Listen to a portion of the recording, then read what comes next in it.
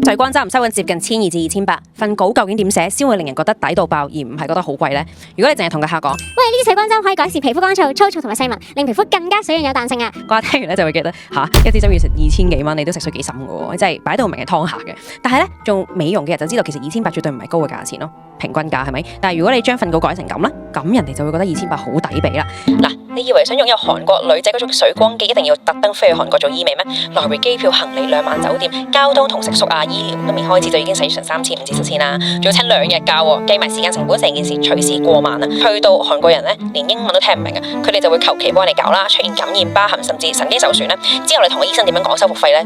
佢哋又聽唔明，甚至咧呢條數係分分超過5位數，損失係事少啦，塊面受傷先係事大啊嘛，所以呢2800咧唔單止有可以講廣東話嘅專業醫生幫你注射，而且係直接減走咗機票、酒店、海外交通同埋大量時間成本。成份稿裏面咧，我將試錯成本放到最大，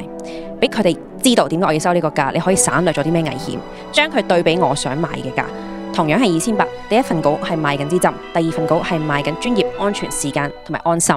所以咧，點樣寫稿咧係一個非常大嘅學問，因為佢係教識你嘅觀眾點樣去對比個價錢。咁想學識點樣用內容提升產品價值啦，將服務賣得更加貴，令到客戶覺得喂好抵俾喎。留言品牌由我本書同埋2個 AI 工具開始啦。